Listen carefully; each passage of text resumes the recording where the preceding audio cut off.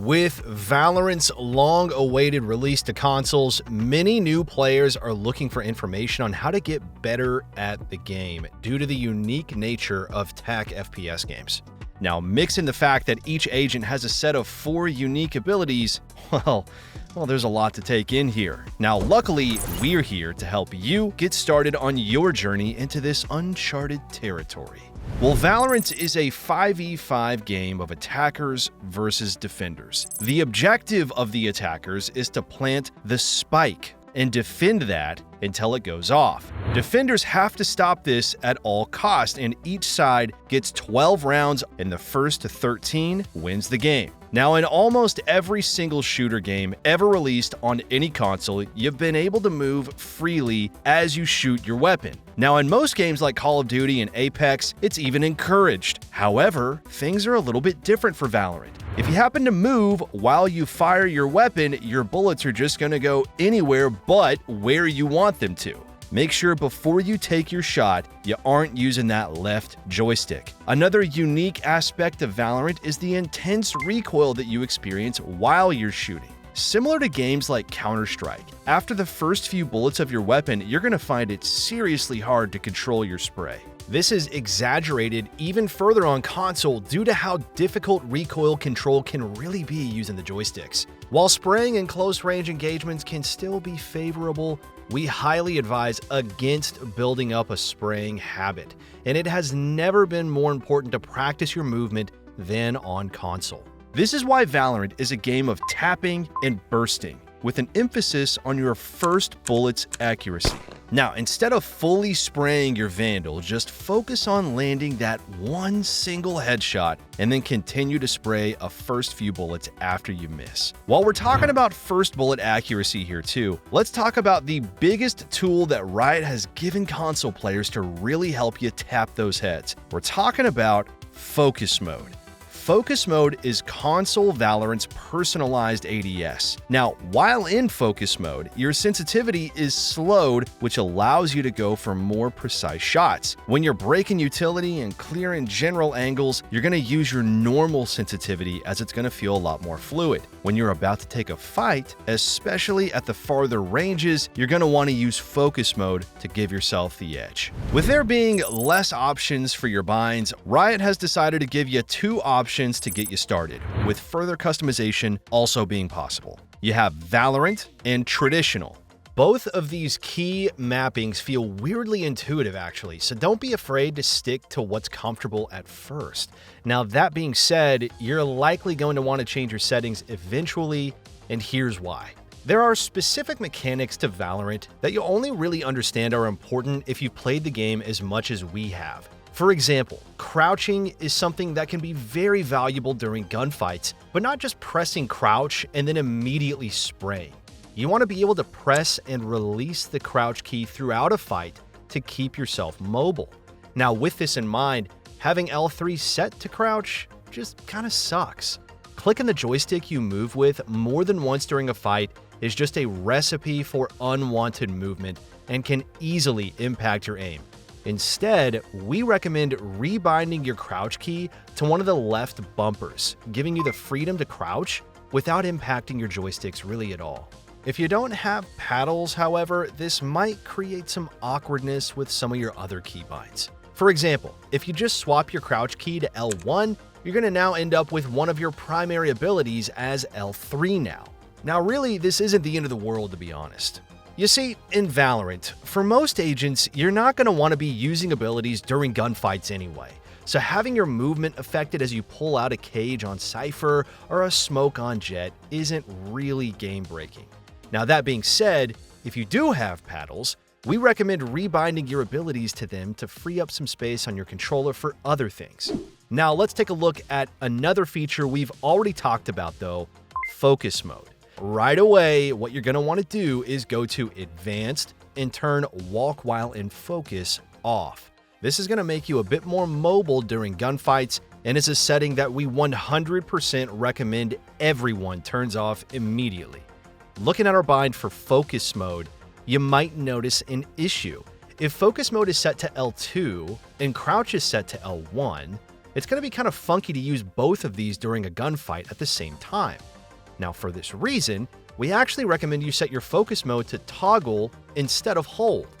Now, it might take a moment to get used to, but this means that during a gunfight, you're almost entirely unhindered by other mechanics and can just solely focus on your movement and your aim with the joysticks.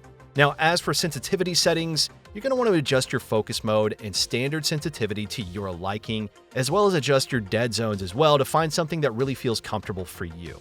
Now, this does all come down to personal preference, but here's what we're currently rocking as our settings, and maybe you can follow them too. Finally, the one setting we recommend for all of our students to change is their map settings. You want your entire map to be visible all the time, no exception, because otherwise you could be missing out on crucial information across the map. These are map settings we rock to accomplish this, but the main thing you need to do is make sure that you have keep player centered set to off. It's really up to you if you want your map to rotate or as static, but personally, I like to leave it as static so that the map always looks the exact same when I look up at it, but many players like to have it set to rotate since it can make it slightly easier to spam through smokes. Finally, I'm going to cap off this keybind section by mentioning this. Due to the limited nature of controller and the amount of keybinds that you have, you may have to make some choices on how you want to play the game. There is definitely some debate on whether or not focus mode is actually best to use, or if you should just avoid focus and use the keybind for something else. For example, something you may notice right away is that it's tricky to get your movement dead zones perfect so that you can consistently walk without making footsteps. Just one unintended footstep can easily lose you the round, which is why it's not a bad idea at all to bind your walk key to one of the bumpers if you have the space. As you can see though, with focus mode and with crouch, without paddles, it can be really difficult to find a button that makes sense for this. What we're going to say here is try to find the best key mapping that works for you. There are players who play exceptionally well without focus mode, and then there's players who really play well with it. We're going to say that focus mode does actually provide just a little bit better aim assist, so do with that what you will, but don't feel like just because it's there that you have to use it. During my journey of learning on console, I even tried swapping out focus mode for just standard ADS, and I found that it actually felt really good. At the end of the day though, key bindings are mostly personal preference, so just find what works best for you. Now, this is just coming from the perspective of someone who's put in thousands and thousands of hours into Valorant on PC though. Although there are differences on console from PC, a lot of common themes really stay the same, and that's why we're able to be so confident in what we teach at SkillCapped. If you're looking for more guides that are just like this one, then head on over to our website at SkillCapped.com, where we offer over 50 courses breaking down all the different movement, the aiming, the agent mechanics, so that you can master the nuance of the game, or you just get your money back if it doesn't work for you. That's right, we actually guarantee that you're going to climb 500 RR while using our service, or you don't pay. Now, like we said, we're confident in what we teach, and that's our promise to you that it's really worth it. So if you're looking to climb in Valorant, be sure to check out SkillCapped. And other than that, let's get into how the agents work in Valorant. There's a ton of agents in Valorant, each with unique abilities that provide their own individual value to your team composition. For example, Jett has a dash that can get her out of dangerous spots that no other agents can get out of as safely as her. Now, she doesn't have to use this ability defensively, but can also take areas of the map for her teams that they need to contest, which is what's happening when a Jett dashes straight into a site. There's also characters like Skye, who can use her flashes to clear areas of the map by seeing whether or not they hit anyone. This is because she says, "Blinded," when an enemy is seen. However, it also works as a normal flash that she can use for herself to fight or to help her team.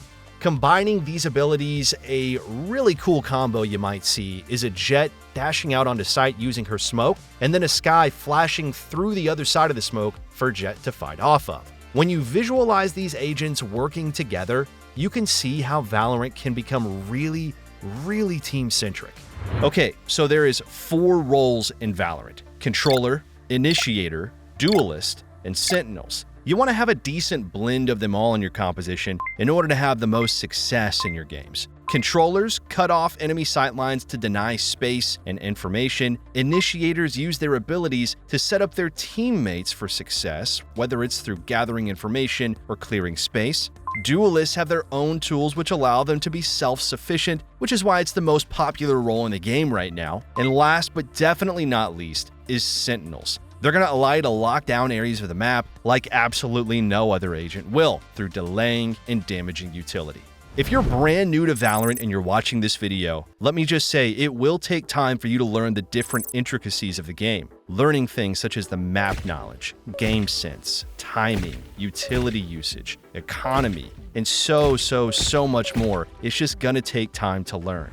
You need to stick with it for a little while and know that if you're getting frustrated, you're improving. That's the sign of it. The hardest thing to get used to and master on console is gun skill. It's so much different than computer. Learning how to effectively take the lowest time to frag your opponents is going to be challenging due to the recoil as well as needing to stop before you shoot a majority of the time. There's tons of great ways you can practice though, such as team deathmatches, unrated, or even customs. Initially though, one of the most valuable places for you to practice is really going to be the range. Here you can spawn targets for yourself and figure out not only your settings, but also how the guns work, how to practice your movement, and so much more.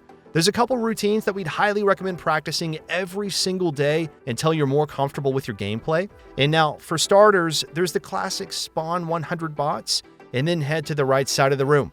Now, we like this one because it lets you put all of the bots in front of yourself and just practice your standard corrections. When you feel more comfortable, you can incorporate some strafes into your shooting to practice being mobile. And then after that, it can be really helpful to do the same thing, but from an elevated position, since this is going to work in aiming with the Y-axis as well. Finally, it can be nice to turn on strafing bots so you can get practice shooting at moving targets. Now, for this exercise, we like to stand in the middle and rotate around as the bots spawn.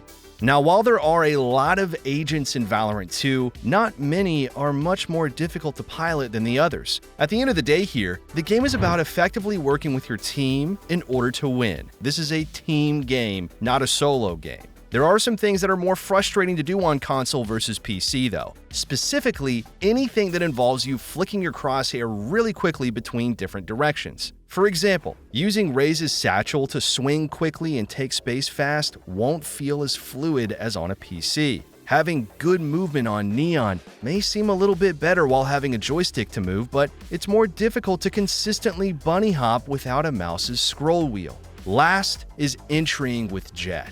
Now, when you dash into a jet smoke, looking both left and right to clear an angle is absolutely hard to do. Now, for this reason, rather than trying to mimic exactly how players on PC play, what we'd recommend is coming up with a simplified version at first. So, rather than clearing both sides as jet, instead, just hard clear one with your dash and check the other one later.